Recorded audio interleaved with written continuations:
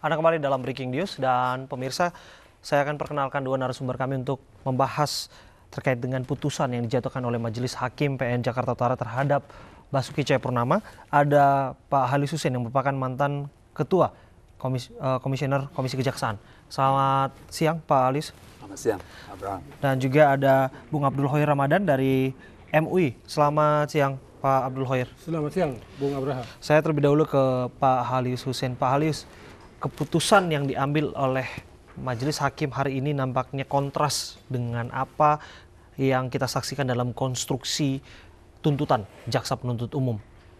Apa yang terjadi dalam persidangan hari ini dalam pandangan Anda? Ya, sebelum saya menjawab pertanyaan itu, perkenankan saya menyampaikan satu hal yang sangat fundamental pada hari ini.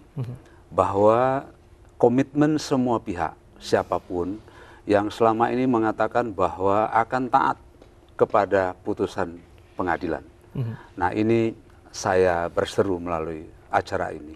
Mari kita taati komitmen ini sehingga gaduh yang luar biasa selama ini bisa menjadi berkurang. Itu yang pertama. Yang kedua, perbedaan antara tuntutan jaksa dengan putusan majelis sebetulnya di dalam satu proses perkara pidana hal yang biasa gitu. Tidak menjadi hal yang luar biasa. Saya mencoba mencermati mulai dari awal putusan pertimbangan-pertimbangan majelis hakim tadi, walaupun tidak dibacakan secara utuh, namun substansi daripada pemikiran pertimbangan majelis itu benar-benar didasarkan kepada satu aturan hukum yang berlaku, di mana terdakwa di dakwa 156A pertama dan 156 yang kedua. Secara runtut, secara sistematis, hakim tadi sudah mencoba menyampaikan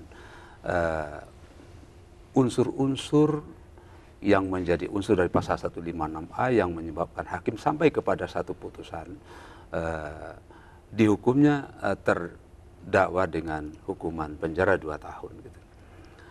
Nah, bila mana kita melihat perbedaan, memang saya melihat perbedaan antara tuntutan jaksa yang menyatakan terbukti 156A dengan putusan hakim yang memutus dengan jaksa dengan 156, kemudian hakim dengan 156A, ini sesuatu hal yang menjadi luar biasa. Kenapa luar biasa? Karena antara dua pasal ini terdapat perbedaan yang sangat fundamental, sangat signifikan, yang tidak bisa dipertemukan antara dakwaan pertama dan dakwaan kedua. Kenapa?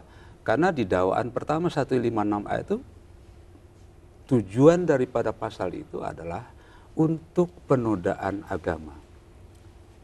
Sedangkan pasal 156A adalah penodaan yang ditujukan kepada golongan yang berbeda agama. Ini perbedaannya, sehingga nanti bila mana terjadi perbedaan pendapat seperti ini, maka saya belum melihat seperti apakah jaksa akan, kalau jaksa banding akan menyusun memori bandingnya. Begitu. Baik, saya ke Bung Abdul Hoir. Apa pandangan Anda soal 2 tahun penjara buat Pak Ahok? Ya, untuk putusan pemidanaan 2 tahun penjara, ya kita apresiasi. Karena di sini hakim telah memutus berdasarkan rasa, rasio, dan fakta. Maksudnya rasa itu berdasarkan keyakinan majelis hakim. Kalau dia bersifat rasio, tentu berdasarkan keilmuan baik teoritis maupun yuridis. Fakta berdasarkan hal-hal yang terungkap di persidangan, dan itu bukan suatu kebenaran. Nah, dari ketiga hal ini, hakim tentu mendasarkan putusannya kepada aspek moralitas.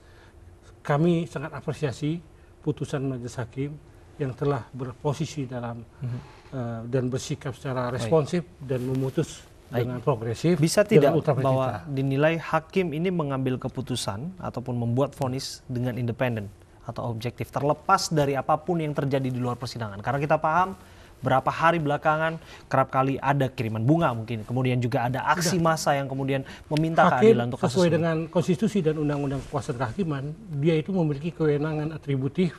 Hakim itu independen, mandiri. Dia tidak memiliki adanya pengaruh-pengaruh yang dapat mempengaruhi putusan itu, tidak ada itu. Jadi di sini kita harus yakin dan percaya bahwa hakim tanpa ada intervensi, karena hakim itu mandiri, independen, lepas dari pengaruh-pengaruh luar yang dapat mempengaruhi putusan. Kami yakin dan kita semua harus yakin bahwa putusan ini adalah murni putusan hukum sebagai kenyataan hukum, sebagai sign yang harus kita terima. Semua masyarakat, semua pihak harus menerima ini sebagai sebuah kenyataan hukum. Jadi tidak ada polemik bahwa hakim itu ditekan, hakim itu dipengaruhi, itu tidak ada. Sebagaimana yang disampaikan Bung Alius, tidak ada itu. Baik, saya ke Pak Halis. Pak Halis, apa yang terjadi di persidangan hari ini adalah ultra petita, di mana hakim mengambil keputusan di luar dari tuntutan yang ada, begitu. Saya ingin tahu sebetulnya bagaimana kemudian kemungkinan ini bisa diperoleh hingga pada akhirnya menjatuhkan putusan yang berbeda. Saya kira memang sebagaimana tadi dikatakan, hakim bebas ya. Kebebasan hakim yang tentu harus didasarkan kepada yang pertama dakwaan, kemudian tuntutan, dan semua temuan-temuan yang didapatkan di dalam persidangan. Hakim dengan merdeka untuk bisa memilih manakah di antara Baik, silakan Pak Halis. ini hakim dengan merdeka memilih hal-hal manakah yang menurut keyakinan mereka yang harus berdasar pada dua alat bukti dalam persidangan. Dua alat bukti ada di persidangan dan keyakinan para majelis terhadap manakah di antara alat bukti yang ada di persidangan, temuan-temuan yang selama dilakukan persidangan yang bisa menjadi landasan bagi hakim untuk memutus perkara itu. Jadi tidak ada hubungan yang absolut terhadap pendapat daripada penasihat hukum, kemudian tuntutan daripada jaksa. Tetapi sebagai rule, sebagai satu aturannya, koridornya adalah tetap berpedoman kepada surat dakwaan dan tuntutan. Pertanyaan saya berikutnya kepada Anda nanti adalah, apakah kemudian vonis ini serta-merta mendelegitimasi institusi kejaksaan yang secara serta-merta berbeda tuntutannya, dan secara frontal juga hakim mengambil keputusan yang berbeda pada hari ini. Sebelum kita lanjutkan berdialog, kita akan bergabung sama dengan Irfan Tanjung di auditorium Kementerian Pertanian. Silakan Irfan. Ya, baik Abraham, beberapa saat setelah diumumkannya vonis terhadap Basuki Cahayapurnama atas kasus penodaan agama yang dilakukan beberapa waktu yang lalu, untuk saat ini situasi di depan atau lebih tepatnya di luar gedung Kementan saat ini sudah mulai sepi, dan dapat kami gambarkan untuk situasi pada siang hari ini, yang dimana belakang saya ini merupakan salah satu titik yang awalnya adalah tempat massa dari kontra, dan kondisi untuk pada siang hari ini memang sudah satu persatu massa dari kontra Ahok yang merupakan massa dari GNPF MUI dan juga dari ormas-ormas Islamnya sudah membubarkan diri. Namun tepat di belakang saya ini masih diberi kawat duri. Hal ini memang dilakukan untuk antisipasi dari pihak kepolisian. Sementara itu Abraham, dapat kami ceritakan sedikit beberapa saat setelah hakim memvonis Basuki Cahayapurnama dengan hukuman 2 tahun, untuk di kubu yang pro Ahok memang tadi sempat kami melihat kesedihan yang amat mendalam dari ratusan simpatisan Ahok, yang dimana tadi juga kami mendengarkan orasi-orasi dari mobil komando yang membicarakan tentang bahwa putusan hakim atau vonis hakim ini tidak sesuai dengan apa yang dilakukan oleh Ahok. Dan memang berdasarkan informasi yang kami dapatkan juga Abraham, bahwa sebagian dari massa pro Ahok ada yang mendatangi LP Cipinang. Hal ini dilakukan merupakan bentuk dukungan dari para simpatisan terhadap Ahok.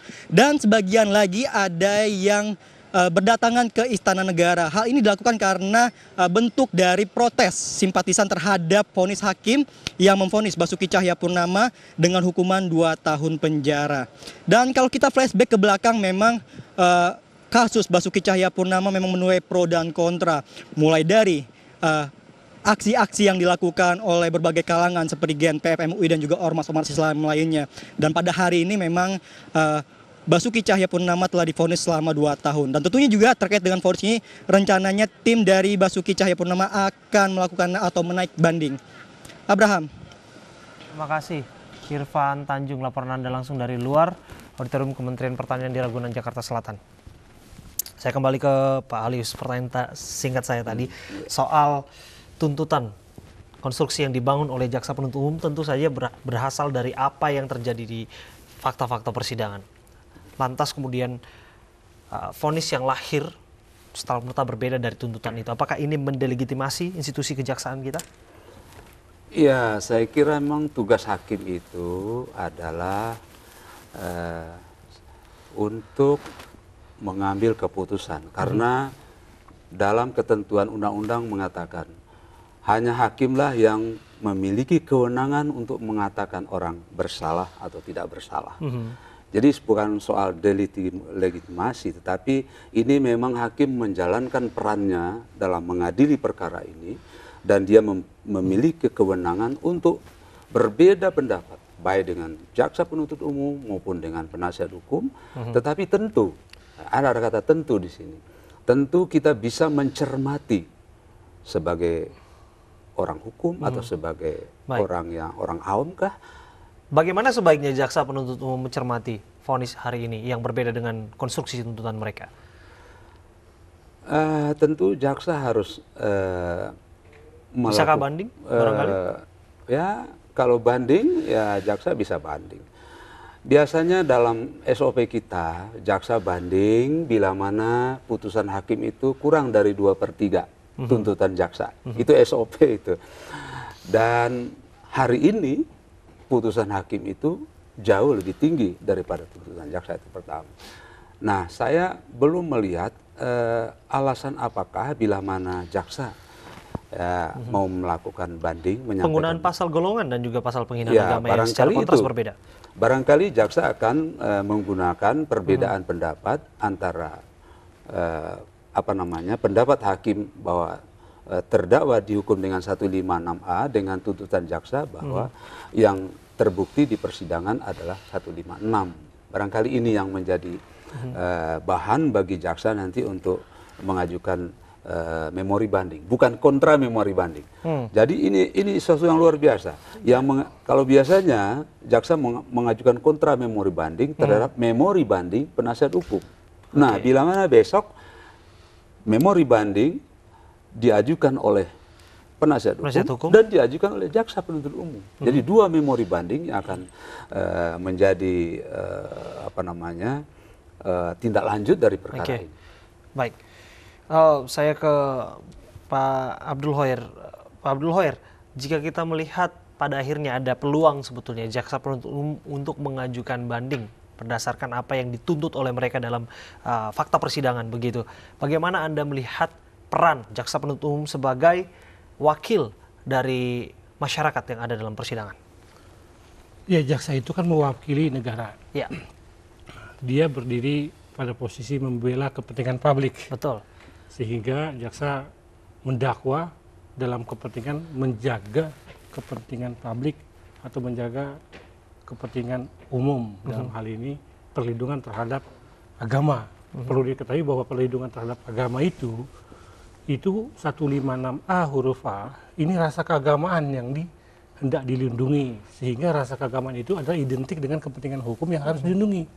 Nah, kepentingan masyarakat dalam hal ini para pelapor itu diwakili oleh jaksa. Memang kita ketahui jaksa telah melakukan ultra vires dengan menuntut berdasarkan dakwaan kedua pasal 156 itu. Ditambah pula dengan pidana percobaan. Ini ultra vires jaksa. Oleh karena itu hakim memiliki kekuasaan penuh untuk menjatuhkan putusan bukan berdasarkan tuntutan jaksa, tetapi berdasarkan dakwaan. Berdasarkan dakwaan. Berdasarkan dakwaan yang alternatif, majelis hakim bebas memilih yang mana yang lebih dulu. Ketika yang terpenuhi diyakini pasal yang terbukti itu ada 156, maka konstruksi hukum putusan itu semua mengacu ke 156A, bukan 156 sebagaimana yang dituntut oleh JPU. Nah, di sini memang Namun tuntutan itu kan lahir dari sebuah proses persidangan, pembuktian fakta-fakta dan pembuktian material dalam persidangan begitu, Iya, berdasarkan bukti-bukti yang diajukan di meja hijau. begini, dalam proses pemeriksaan baik terhadap alat bukti dalam hal ini saksi, ahli, dan alat bukti yang lain, itu menguatkan pasal 156A huruf A. Oke. Saya sebagai ahli hukum pidana yang dihadirkan oleh JPU, saya pribadi justru memberikan keterangan yang memperkuat bahwa terdakwa ini telah memenuhi unsur dan itu bisa dipertanggungjawabkan secara keilmuan. Di pihak lain memang bagi penasihat hukum Ahok mengajukan ahli yang berseberangan. Baik. Itu hal yang biasa. Tapi fakta yang terungkap sebagai suatu kebenaran dan itu diyakini oleh majelis hakim itu milik otoritas hakim yang menilai itu. Bukan jaksa, bukan penasihat hukum. Baik. Itu hakim. Sehingga hakim menetapkan bahwa terhadap terdakwa terbukti secara sah dan meyakinkan bukan di 156 tetapi di 156A huruf A. Baik, kita akan bahas nanti lagi Bapak-bapak di studio dan pemirsa tetaplah bersama kami. Kami akan kembali dalam breaking news untuk Anda saat lagi.